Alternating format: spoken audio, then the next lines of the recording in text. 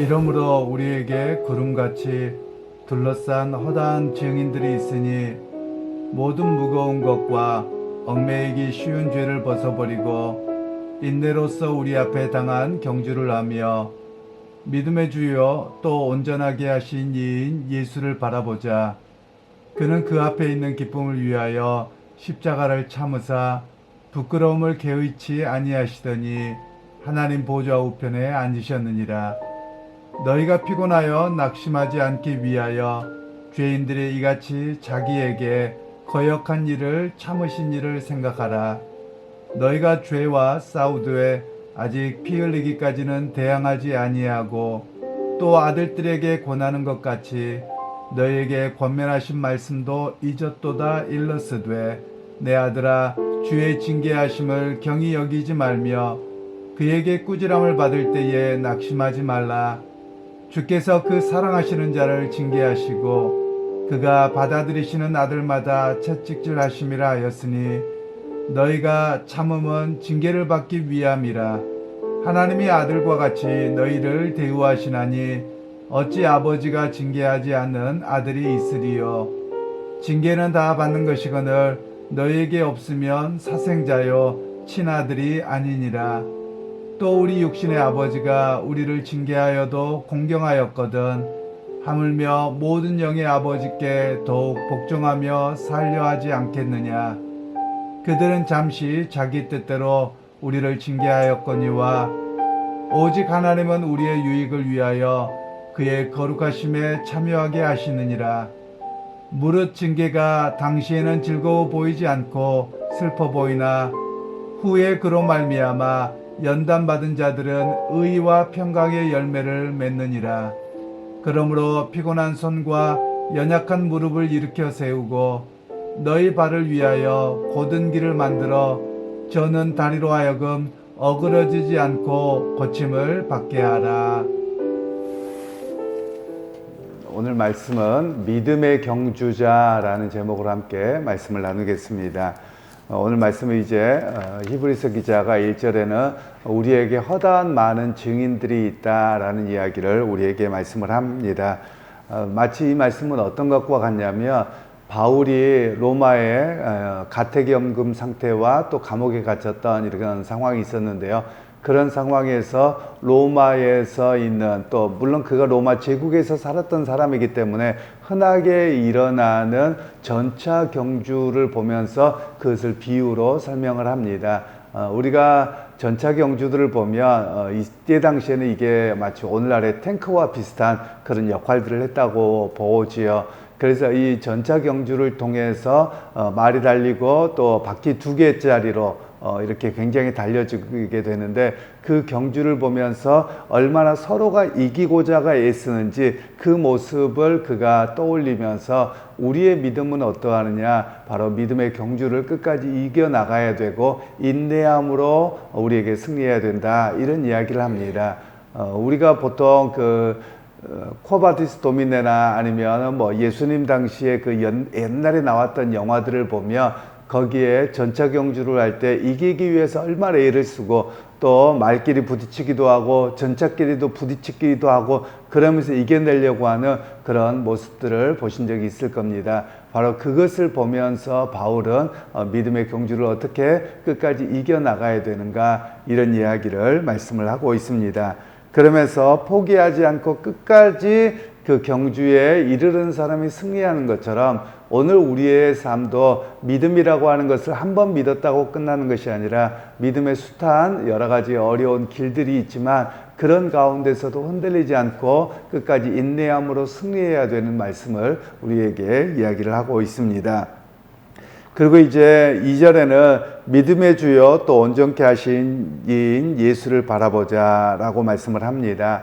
즉 경주자가 바라보는 것은 어떤 것을 바라보아야 되느냐면 결승점을 바라봐야 되는 겁니다. 그리고 끝까지 인내함으로 가는 것처럼 오늘 우리가 바라보는 분은 믿음으로 예수님을 바라보는 자이다 라는 이야기를 합니다. 그러면서 예수님을 바라볼 때 예수님이 어떤 분이셨느냐, 그는 십자가에서 고난도 받으셨지만 끝까지 인내함으로 순종하셨던 것처럼 오늘 우리도 예수님의 본을 좇아서 그렇게 나아가야 됨을 이야기합니다. 그러면서 우리에게 믿음의 그 유일한 대상이라고 할까요? 아니면 우리가 따라야 될 모범이라고 할 수 있겠는데요. 예수님을 모범으로 하고 삼아야 된다라는 말씀을 하는 겁니다. 그러면 모범이라고 하는 것은 어떤 의미냐면 그가 걸어갔던 삶의 모든 것들을 뒤쫓아가는 일입니다. 그런데 예수님께서는 하나님의 뜻을 이루기 위하고 또 우리를 구원하시고자 십자가에서 죽음을 당하셨습니다. 또 채찍에 맞는 고통도 당하셨습니다. 그처럼 오늘도 우리가 믿음 생활을 하며 고통과 또 때로는 십자가의 죽음과 이런 것들이 우리에게 오는 것은 당연한 것이어서 우리가 예수님을 바라봄으로 그것을 이겨내야 된다라는 메시지를 당시에 주고 있었던 겁니다. 특별히 히브리서 기자는 말씀드렸던 것처럼 핍박과 고난의 상황이었습니다. 그런 가운데에서 사람들이 무엇을 바라보냐면 일반적으로는 부자가 되고 영화롭게 되고 평안하게 되는 모습을 보는 겁니다. 인간의 모든 기본적인 욕구일 것입니다. 그걸 바라보면서 내가 예수를 믿음으로 얼마나 고통과 어려움이 있는가를 할 때 우리가 바라보고 쫓아가야 될 대상은 바로 예수님과 예수님의 삶이었던 것이지 세상의 부유함과 세상의 영광스러운 것을 바라보는 것이 아닙니다 라는 메시지를 주고 있는 내용이지요. 오늘 우리의 삶에서도 마찬가지입니다. 우리의 믿음은 예수 그리스도를 바라보고 그 믿음을 지키며 살아가는 것이지 세상의 부귀 영화를 바라보는 것이 우리의 신앙의 바람은 아니라는 것을 말씀하고 있는 내용입니다. 그러면서 이제 3절 말씀에는 피곤하여 낙심하지 않기 위하여 죄인들이 거역한 것을 기억하라. 즉 믿음으로 살지 아니하고 결국은 믿음에서 이탈한 자들은 죄인들인데 그들이 어떻게 되었는지 그들은 믿음에서 떠나서 하늘의 소망을 갖지 못한 자들이 되었다. 그래서 그들의 길을 걸어가지 말라 이렇게 말씀을 합니다. 즉 예수님 당시에뿐만 아니라 예수님 당시에는 수많은 대부분의 유대인들과 종교 지도자들이 주님을 영접하지 아니함으로 신앙에서 이탈했습니다. 그런데 히브리서 기자의 시대는 조금 더 뒷시대인데 이런 유대인들로부터 굉장한 핍박과 그리고 질투를 당하고 또 삶의 터전을 잃어버리는 그런 상황을 당했습니다. 그러다 보니 사람들이 또 로마 당국의 조직적인 국가적인 폭력이 같이 가해질 때 믿음을 저버리는 이들이 생겼습니다. 바로 그때 히브리서 기자는 그들의 뒤를 쫓지 말고 바로 예수 그리스도를 쫓아가면서 살아가야 된다라고 이야기를 합니다. 예수님도 당시의 모습을 보면 어떻습니까? 종교 지도자들과 그리고 유대 백성들로부터 모두 다 예수님을 거절했습니다. 거부하였고 또 예수님을 십자가에 못 박아 죽게 하도록 그렇게 밀란을 일으킬 만큼 그런 일들이 일어났습니다. 그래서 예수님을 따르는 길, 십자가의 길은 세상으로부터 인정받는 길이 아닙니다. 세상으로부터 비난과 조롱을 당하는 일이고 또 때로는 세상이 그들을 감당하지 못함으로 인해서 또 자기들의 뜻과 같이 하지 아니함으로 인해서 세상으로부터 배척을 당하는 길입니다. 바로 그럼에도 불구하고 믿음의 사람들은 어떻게 해야 되느냐? 그것을 피하기 위해서 세상과 어깨동무를 해서는 아니 되고 바로 예수님의 길을 쫓아서 하나님의 뜻을 온전히 바르게 여기고 거기에서 흔들리지 않는 삶을 살아가야 됨을 또한 우리에게 권면하고 있습니다. 그리고 이제 4절에서 7절의 말씀은 우리가 참는 이유가 무엇이냐, 즉 인내함으로 이것을 견디는 이유가 무엇이냐에 대한 이야기를 합니다. 즉 하나님의 아들과 같은 대우를 받기 위함이다 라고 말씀을 합니다. 즉 이 땅에서는 비록 고난과 고통이 있다 할지라도 하나님께서 당신의 독생하신 아들 예수 그리스도를 영접하셨고 또 그가 하나님의 모든 권세를 행하신 왕이셨기에 오늘 우리도 그것을 바라보고 나갑니다. 이런 이야기를 하고 있는 것이지요. 이 땅에서는 우리가 때로는 배척과 고난과 고통을 당한다 할지라도 아버지 앞에 섰을 때는 당신의 아들로 인정받는 그 상을 바라보고 살아가는 것입니다 라는 이야기를 우리에게 말씀합니다. 그래서 여러분 이 땅에서 여러분 상이 별로 없어도 괜찮습니다. 이 땅에서 고난과 고통을 당하며 살아가는 것, 믿음 때문에 때로는 억울한 일을 당하고 참고 살아가는 것 여러분 잘 하시는 일입니다. 왜냐하면 우리는 하늘의 상을 바라보는 사람이기 때문에 그러합니다. 그러나 오늘 우리 세상의 삶을 보며 그 하늘의 상을 믿지 아니하기에 이 땅에서 모든 결론을 내리려고 합니다. 그리고 이 땅에서 손해보지 않으려고 하고 이 땅에 영원한 것처럼 그렇게 살려고만 합니다. 그런데 여러분, 이 땅의 삶은 영원하지 않습니다. 여러분의 인생도 영원하지 아니하고 또 지구의 연수도 영원하지 않습니다. 그러기에 우리가 바라보는 것은 하나님 앞에 섰을 때의 상을 바라보는 것입니다. 바로 예수님께서 바로 아버지 우편에 앉아 계셔서 영광스러운 자리에 계시는 것처럼 오늘 우리도 바라보는 상은 바로 그런 아버지로부터 용납함이요 그 안에서 주시는 면류관을 바라보는 삶인 것을 우리에게 말씀을 합니다. 그리고 이제 8절 말씀에서 9절, 10절 말씀에는 징계에 대한 이야기를 합니다. 우리가 징계를 때론 당하기도 한다라고 말씀합니다. 그런데 여기서 징계라는 단어가 사실은 조금 우리 어려운 부분이 있습니다. 왜냐하면 징계 그러면 뭐 이렇게 한 대 때리고 또는 뭐 우리 보통 하나님 앞에 잘못된 길을 가면 하나님께 다리몽댕이를 부러뜨려 놓고 돌아오게 하셨다. 이런 의미로만 징계를 이해합니다. 그런데 이 징계라는 단어는 원래 어떤 단어냐면요, 제자라는 말과 같은 뜻입니다. 영어로는 discipline이라고 이 단어가 되어져 있는데요, 제자도를 이야기할 때 이렇게 이야기합니다. 그래서 이것을 또 다른 표현으로 하면 훈련이라는 말로도 번역이 됩니다. 그러니까 즉 여러분들이 이 땅에서 고난과 여러 가지의 삶을 살아가는 것이 어떤 시간이냐, 훈련의 시간이라고 하는 겁니다. 그래서 그 훈련은 때로는 혹독하기도 합니다. 마치 이 말은 뭐와 같냐면요, 남자들이 군대를 가서 훈련받는 것과 같은 단어입니다. 또는 우리가 텔레비전에서 보면 운동선수들이 훈련하지요. 그래서 굉장히 힘듭니다. 그것을 바로 이야기할 때 징계라는 단어를 사용합니다. 그러니까 여러분들이 어떤 신앙적인 수준 또는 어떤 곳에 오르기까지 이 땅에서의 고된 훈련이 있다는 겁니다. 그런데 여러분, 그 훈련을 보면 어떤 이야기를 하냐면요, 사람을 어느 정도까지 훈련을 하냐, 정말 토할 정도까지 훈련을 합니다. 그러고 나면 어떤 일들이 일어나냐, 다음에는 그것이 가볍습니다. 그런데 내가 할 수 있는 최대한 그 이상으로 이렇게 훈련을 하고 나면 그 나머지들은 또 도달할 수 있는 겁니다. 그래서 자기의 한계가 점점 커져가는 거예요. 그런데 많은 사람들은 내가 이 정도 하고 이 정도면 됐어 라고 하면 더 힘든 것을 못 해내는 겁니다. 마치 우리나라의 과거 2002년도에 월드컵 선수들을 훈련할 때 그렇게 했다고 합니다. 뭐 스프린트 훈련이라 여러 가지를 했는데 그때 히딩크 감독이 우리나라는 해보지 않는 그런 걸 한 겁니다. 그러니까 외국 선수들이 깜짝 놀랐던 게 뭐냐면 저렇게 많이 뛰고도 하나도 지치지 않는 한국 선수 때문에 정말 무서워했다라는 이야기가 나옵니다. 꽁꽁 묶어버린 것이죠.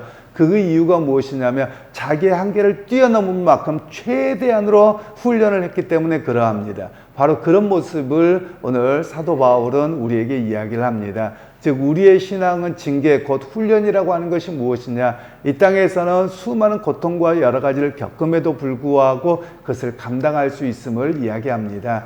요즘에는 그 신앙적인 표현에서 이런 표현을 이야기합니다. 역경지수를 키우라, 이런 이야기를 합니다. 자녀 세대들을 양육할 때 그런 표현을 합니다. 무슨 이야기냐면 요즘에 젊은 세대들, 어린아이들은 조금만 울기만 하고 불편하다 그러면 엄마가 다 해줘 버립니다. 그래서 요즘 세대들을 가리켜서 그런 이야기도 합니다. 너희는 공부만 해, 엄마가 생각해주고 결정해주고 다 할게. 이런 세대가 되어버렸다는 거예요.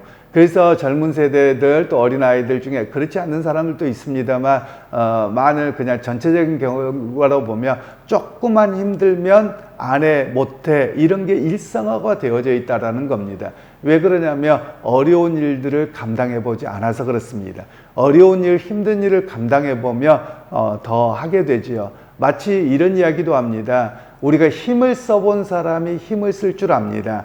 그런데 힘을 평소에 써보지 않은 사람은요, 무거운 걸 들거나 뭐하거나 하지 못합니다. 그것처럼 오늘 히브리서 기자는 이야기하기를 징계라는 단어를 통해서 어떻게 우리가 하나님의 백성으로 훈련되어지느냐, 그리고 어떤 상황에서 흔들리지 않는 믿음으로 서게 되느냐, 이런 이야기를 우리에게 들려주고 있습니다. 그러면서 하시는 이야기가 만일 너희가 징계가 없으면 사생자여 버림받은 자다. 이렇게 이야기를 합니다. 마치 아버지가 아들을 때로는 잘못하면 혼도내고 훈련을 시켜서 그가 든든한 아들이 되게 하는 것처럼 우리 하나님께서도 지금의 고난과 고통의 길이 바로 여러분을 훈련하는 시간이요. 바로 그 시간이 또 하나님 지켜주시고 동행하시는 시간이어서 너희가 하나님의 백성인 것을 증거한다. 이런 말씀을 우리에게 들려주고 있습니다. 그리고 이제 11절에서 13절 말씀에는 징계가 잠깐은 이렇게 슬퍼 보이고 또 고통과 고난이기는 하다라는 겁니다. 그런데 그 가운데서 어떻게 하느냐? 그로 말미암아 연담을 받은 자들은 의와 평강의 열매를 맺느니라. 즉 하나님께서 우리의 그 훈련의 기간을 통해서 시간이 지나고 나면 믿음의 성장해 있는 모습을 발견하게 되더라라는 겁니다. 그것을 바로 통해서 하나님께서는 의의 열매, 평강의 열매를 맺게 하십니다. 그래서 오늘 본문의 말씀을 통해서는 우리에게 삶이라고 하는 것은 무엇입니까? 믿음의 경주입니다. 그런데 믿음의 경주가 가만히 있으면 자동적으로 이루어지는 것은 아닙니다. 거기 가운데 수많은 훈련이 있어야 되고 또 견딤이 있어야 되고 그리고 서로가 어떻게든지 그 믿음을 지키기 위해서 노력하는 모습이 있어야만 합니다. 그렇게 믿음의 경주를 이루어 가다 보면 우리의 믿음이 더 성숙해져 갈 뿐만 아니라 또한 우리 하나님 앞에 갔을 때 귀한 은혜로 또 상을 주실 것을 우리가 바라보는 믿음이어야 함을 우리에게 말씀을 하고 있습니다. 그래서 훈련을 잘 감당해야지 좋은 선수가 되고 성공한 선수가 됩니다. 또 훈련을 잘 감당해야지 좋은 군인이 될 수 있습니다. 그리고 어떤 상황에 있어든지 생존할 수 있습니다. 우리가 보통 그런 이야기를 합니다. 좋은 군인으로 훈련을 잘 받으면 전쟁이나 어려웠을 때 생존할 수 있습니다. 그런데 꾀를 부리고 요령을 피우며 생존하지 못합니다. 어느 우리의 믿음 생활에서도 마찬가지입니다. 때로는 지금 걸어가는 시간에서 경주에서 훈련을 잘 받고 승리하셔야만 합니다. 그래야지 더 큰 고난이 오고 그리고 대핍박의 시간이 오더라도 믿음을 끝까지 지킬 수 있습니다. 그래서 여러분 오늘 우리의 삶 믿음에서 조금 어렵고 힘들더라도 여러분 거기에서 주저앉아 있지 말기를 바랍니다. 그리고 이 시간을 통해서 나를 더 키우시고 더 훈련된 그리스도인들을 세우셔서 어떤 상황에서도 흔들리지 않게 나를 양육하시고 성숙하게 하시는 그리고 그 이후에 상을 주시는 하나님을 바라보고 믿음의 경주에서 승리할 수 있는 여러분들이 되시기를 주님의 이름으로 축원합니다. 하나님 아버지, 오늘도 우리가 이 땅에서 믿음의 경주를 해나갑니다. 그 믿음의 경주에서 이탈하지 않게 하시고 하나님 또한 낙오하지 아니하도록 성령을 통해서 붙들어 주시고 또한 말씀을 통해 깨닫게 하셔서 더욱더 성숙해가며 끝까지 승리하는 자들이 다 되게 하여 주옵소서. 예수님의 이름으로 기도하옵나이다. 아멘.